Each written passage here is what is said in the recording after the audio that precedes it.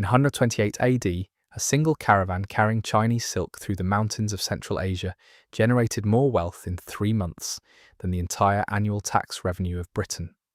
That same year, the complete Silk Road network moved goods worth $1.8 billion in today's currency, making it more valuable than Amazon's entire business would be until 2008. These weren't just merchants trading trinkets across dusty paths. They were the architects of history's first global economy, and their financial empire would dominate world trade for 15 centuries. The numbers reveal an economic powerhouse that modern corporations can barely comprehend. Every month, $50 million worth of silk, spices, precious stones, and metals flowed along this 4,000-mile network connecting Rome's marble palaces to China's imperial courts. A single pound of Chinese silk sold for 12 ounces of gold in Roman markets, equivalent to $19,000 per pound today. Roman citizens paid premium prices that would make luxury shoppers blush. A basic silk dress cost 50,000 denarii, roughly $180,000 in modern currency. The route's western terminus buzzed with activity in Damascus, where Syrian merchants calculated profits in talents of silver. A typical high-end transaction involved 500 talents, worth $15 million today. Chinese traders at the eastern end dealt in quantities that stagger the imagination. Imperial records from the Han dynasty show annual silk exports of 400,000 bolts, each bolt containing enough fabric for 12 Roman togas. But the Silk Road's true genius lay not in individual transactions, but in its revolutionary financial infrastructure. Sogdian merchants from Central Asia created the world's first international banking system, issuing letters of credit that worked from Constantinople to Beijing.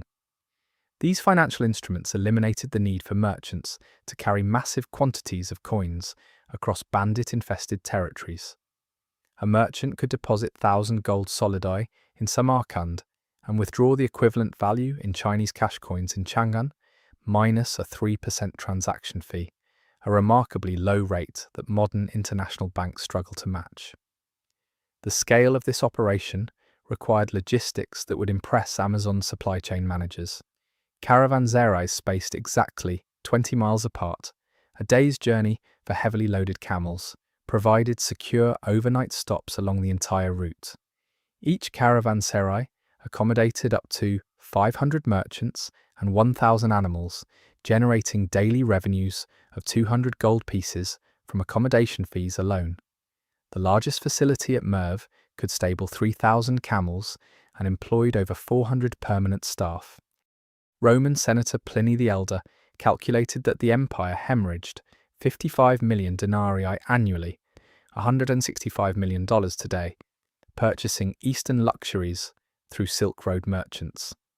This massive outflow of precious metals created Rome's first major trade deficit, a problem that would eventually contribute to the empire's monetary crisis in the 3rd century.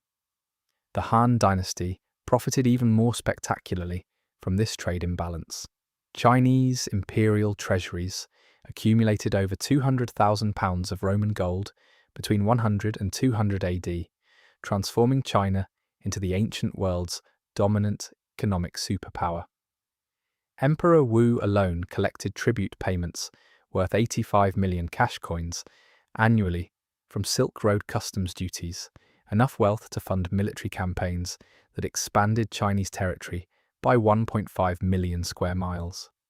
Yet this unprecedented prosperity contained the seeds of its own vulnerability. The entire system depended on political stability across 3 continents and the delicate cooperation of dozens of kingdoms and tribes. But this golden age of free-flowing commerce would not last unchallenged. In 130 BC, Chinese Emperor Wu gazed westward from his palace in Chang'an and made a decision that would reshape the entire continental economy. He emptied 68 tons of gold from the imperial treasury, worth $2.9 billion in today's currency, to launch the most expensive military campaign in ancient history. His target? Absolute control over the western regions, the vital corridor through which every caravan bound for Rome had to pass. The economics driving Wu's massive gamble were staggering. Chinese silk commanded prices of 300 denarii per pound in Roman markets, equivalent to $18,000 per pound today, making it literally worth more than its weight in silver. A single 200-camel caravan carrying just 2,000 pounds of silk generated revenues exceeding $36 million in modern terms. With dozens of such caravans departing Chang'an monthly, the Chinese treasury was collecting trade taxes worth billions annually. Roman merchants, desperate to feed their empire's insatiable appetite for luxury, willingly paid these astronomical prices. In the marble halls of Damascus and Antioch, Syrian middlemen calculated profit margins that would make modern hedge fund managers weep with envy. A bolt of Chinese silk purchased for 50 denarii in Kashgar sold for 1,200 denarii in Rome, a markup of 2,300%. Yet by 200 AD, this seemingly unstoppable money machine began grinding to a halt. Persian merchants, watching fortunes flow past their territories for decades, decided to claim their share through calculated economic warfare. They established a network of tribute stations across their lands, demanding 40,000 gold solido annually from every major Roman trading house, approximately $48 million in today's money. Refused to pay, and Persian cavalry would ensure no caravan reached its destination. Simultaneously, Chinese authorities began systematically choking their end of the route. Passage taxes exploded from 5% to 25% of total cargo value. A caravan carrying $50 million worth of goods now faced $12.5 million in Chinese taxes alone, before calculating Persian tribute, bandit insurance, and the countless smaller fees demanded by local warlords across the 4,000-mile journey. The mathematics became brutal. Where merchants once enjoyed profit margins exceeding 1,000%, they now struggled to break even. A pound of silk costing 50 denarii in Chinese markets required an additional 200 denarii in taxes and tribute before reaching Roman buyers. The world's most profitable trade route was being strangled by its own success. Persian king Shapur II understood the leverage perfectly. By 240 AD, his tribute collectors were extracting over 400,000 gold solidi annually from desperate Roman merchants, more wealth than many entire kingdoms generated. The Silk Road's golden age was ending, but the real battle for economic supremacy was just beginning. By 220 AD, the mathematics of empire had become intoxicating. A single caravan departing Samarkand carried 500 Bactrian camels loaded with 47 tons of raw silk, 12 tons of spices, and 3,200 pounds of precious stones, cargo worth 2.3 million denarii, equivalent to $138 million in today's currency. Roman patricians in marble villas calculated that one successful round trip could fund a private army of 8,000 legionaries for an entire year. The wealth flowing westward had transformed the Roman elite into history's first luxury addicts. Chinese imperial records from this golden decade reveal the empire's western territories generated 850,000 tiles of silver annually, more than the combined tax revenue of Egypt and Britain. In Chang'an's silk workshops, 40,000 weavers worked in shifts around the clock, their looms producing fabrics so fine that a single bolt measuring 100 feet sold for the equivalent of a Roman senator's annual salary. The Han dynasty had become the world's first manufacturing superpower, and Rome its most voracious customer. Then came the earthquake that shattered 2 millennia of trade. On a scorching day in 260 AD, Persian king Shapur II achieved what no barbarian chieftain had ever accomplished. He captured a living Roman emperor. Valerian, ruler of 60 million subjects, was dragged in golden chains to Shapur's court in Ctesiphon. Within hours of the news reaching Syrian trading posts, Persian forces seized Antioch, Damascus, and every major caravan station between the Euphrates and the Mediterranean. The economic devastation was surgical and immediate. Silk prices in Roman markets exploded 400% overnight as Persian checkpoints strangled supply lines. Wealthy families who had invested fortunes in silk futures watched their portfolios evaporate. Marcus Aurelius Antoninus, whose family controlled Rome's largest silk importing business, lost 18 million denarii in a single week, bankruptcy that echoed through the marble corridors of the Forum. Rome's response was catastrophic. Desperate to fund military campaigns and maintain imperial prestige, Emperor Gallienus ordered the imperial mints to reduce silver content in coins from 83% to just 23%, a debasement that instantly triggered empire-wide inflation. Bread prices doubled within months. Soldiers' pay, calculated in the debased currency, could barely feed a family. Meanwhile, 4,000 miles east, Chinese imperial accountants recorded a financial disaster of staggering proportions. Western trade revenue collapsed from 850,000 tiles of silver to merely 180,000 tiles within 5 years. Silk workshops in Chang'an that had employed 40,000 workers shuttered their doors. Unemployment in the empire's western provinces reached levels not seen since the famines of the previous century. But Shapur had miscalculated. His stranglehold on the world's most profitable trade route was about to trigger an economic evolution that would make the old Silk Road obsolete forever.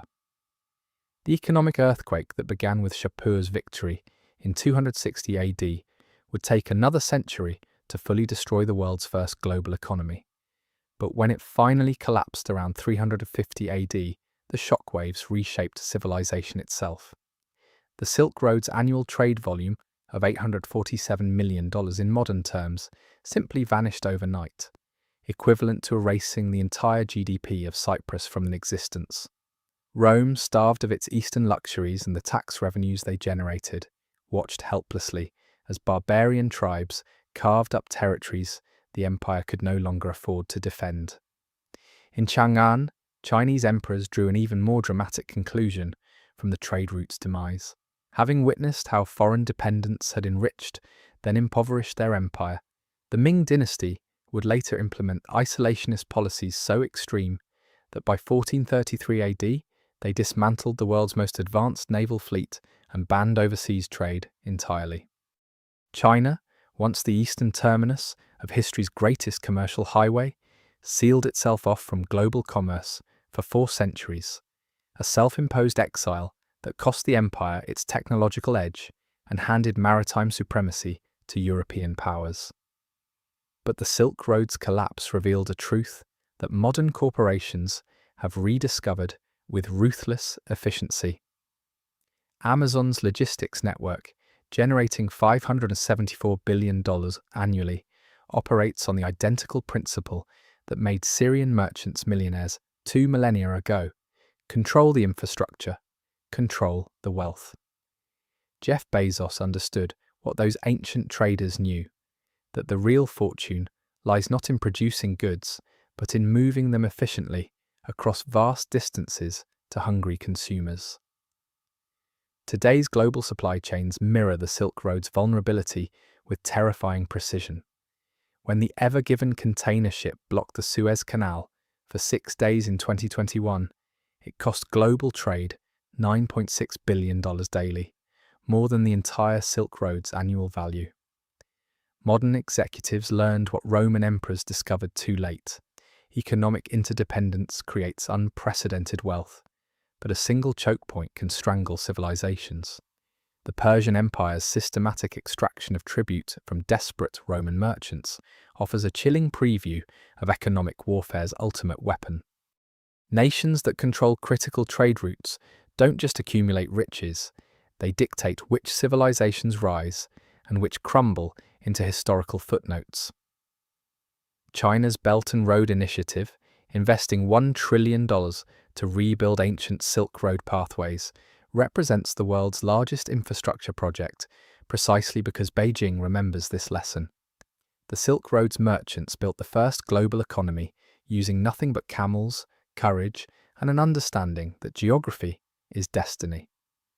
Their network generated more wealth than most modern nations, connected 3 continents, and proved that whoever controls the world's commercial highways writes the rules by which empires live and die.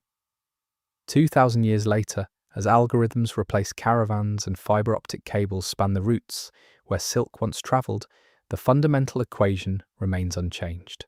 Control the flow, control the future.